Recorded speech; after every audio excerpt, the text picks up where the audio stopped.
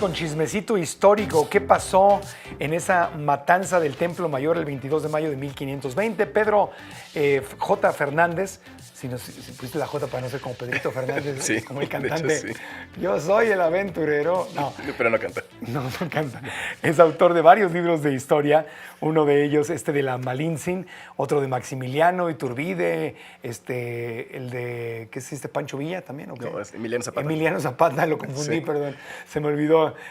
Los dos tenían bigote. También Porfirio Díaz, un libro de Porfirio Díaz. O sea, son ellos, tus libros son esos personajes históricos de la historia de México, Sí. contando su biografía. Sí, desde la infancia hasta la muerte. Ya, y son controvertidos, obviamente, porque me imagino que no es la historia clásica que nos han enseñado No, en la no es escuela. la historia oficial, es justamente la historia. Me gusta contarlo desde la parte íntima, cómo eran en la parte con su familia, sus amigos, la infancia y todo lo que no está en los libros de historia. Pero te metiste, o sea, ¿es novela o te metiste a investigar y son cosas reales o es licencia literaria No. novelesca? Es novela, pero yo digo que estoy dramatizando una investigación. O sea, todo está investigado y además atrás viene toda la biografía para que la gente siga Ya. investigando. Y este libro de Malintzin, Sí.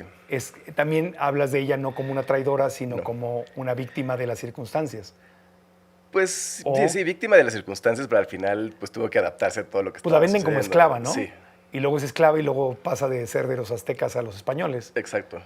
Pero yo estoy diciendo en el libro, a ver, ella no sabía que se estaba haciendo una conquista, era una esclava. Por un lado estaba sirviendo a su nuevo, primero a Portocarrero, que era la mano derecha de Cortés, y luego a Hernán Cortés, entonces simplemente estaba obedeciendo. Claro, y aparte no sabía el contexto histórico que estaba sucediendo. No, O sea, ninguno de ellos. no, esta es la conquista de México y me van a recordar como una villana, ¿no? Sí, no. Ella traducía y bueno, pues sobrevivió. Y Sí. acabó de amante o de novia de Hernán Cortés, pero no se casa Pues, con ella, ¿verdad? ¿O sí? No se casa con ella. No. Tienen, hijos. tienen a Martín Cortés después de que cae Tenochtitlan Ajá. y luego también la casa con uno de sus hombres más cercanos, que es Juan de Jaramillo. Ya, y todo esto está aquí en el libro. Sí. Ok, en eso coincides con el musical de Malintzin de Sí. Nacho Cano, en que no era una traidora, una mujer maldita traidora de los aztecas. No. No es así, ok, perfectamente. Pero regresemos. En el musical de Malintzin te ponen con que los españoles son...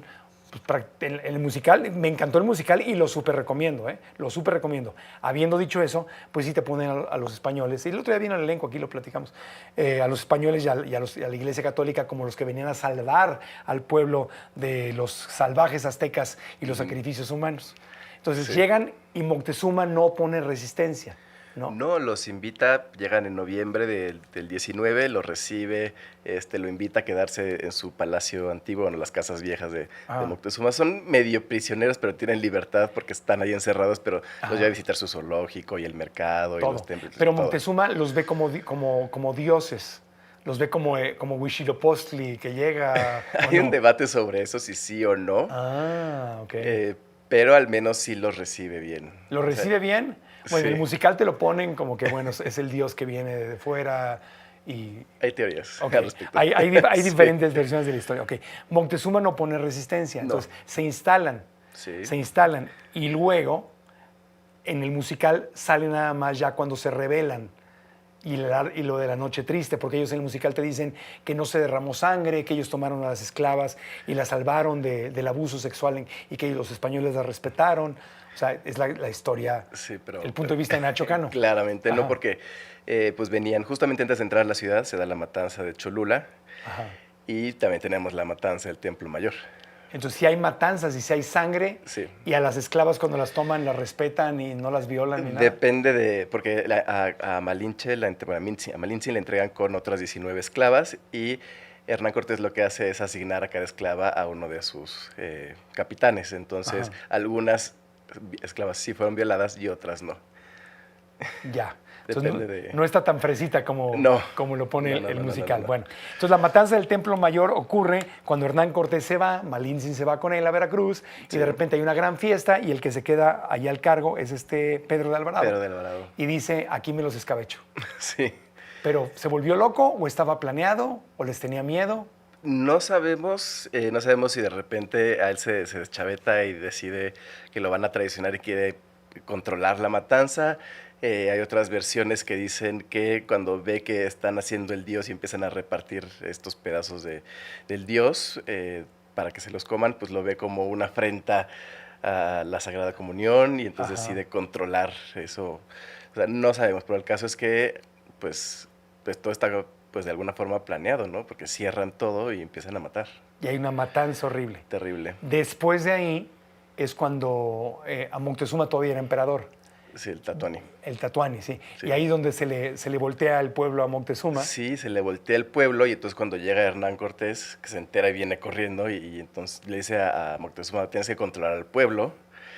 Y, Pero es que vienen de la matanza. sí. Por eso se enojó el pueblo. Y entonces es una escena famosa donde Moctezuma sale al balcón y el pueblo está enojado con él y empiezan a aventar piedras y flechas y Moctezuma muere, pero no sabemos si muere por lo que estaban aventándole al balcón o porque los españoles matan a Moctezuma. El caso es que a partir de ahí muere Moctezuma. Claro, en el musical te dice que le dieron una pedrada en la cabeza y el pueblo mexica mata a Moctezuma. Sí, porque la versión de los indígenas es que los españoles matan a Moctezuma y la versión de los españoles es que son los mexicas los que matan a Moctezuma. Muy interesante el chismecito histórico. Y ahí entonces eligen al nuevo Tlatoani, que es Cuitláhuac, y sigue la rebelión, sigue el conflicto entre el pueblo y los españoles. ¿Y Cuitláhuac cuánto dura o qué le pasa? Pues en ese inter es cuando los españoles deciden salir de la ciudad porque ya no están seguros. Ah, se salen de la ciudad. Se salen de la ciudad de noche. Nos cuentan que están huyendo en la noche y una mujer los descubre, da aviso y es cuando tienen que, los emboscan a los españoles en venganza por lo que sucedió frente al Templo Mayor y es cuando se da la Noche Triste o Noche Victoriosa, depende ahora que le cambiaron el nombre. La Noche Triste para Cortés, la Noche Victoriosa para los indígenas, para los mexicas.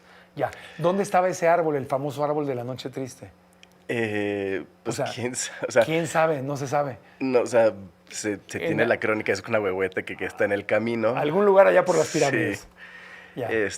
Ha habido muchos árboles de la Noche Triste a lo largo de los últimos 500 años, pero sí, o sea, llega Cortés y llora, porque además querían huir con el oro se pierde, están huyendo por una calzada, algunos españoles se avientan al agua para salvar el oro y se ahogan con el oro, o sea, es una cosa terrible. Eso no sale en el musical tampoco. Sí, no. Son dos historias completamente diferentes. Bueno, y luego, Cuitláhuac sí, fallece pronto, ¿verdad? Sí, porque cuando justamente está Pánfilo de Narváez, pues, llega a Veracruz y por eso Hernán Cortés no está en la matanza del Templo Mayor, pero con Pánfilo de Narváez llega un esclavo negro que tiene viruela. Y entonces la viruela se empieza a expandir.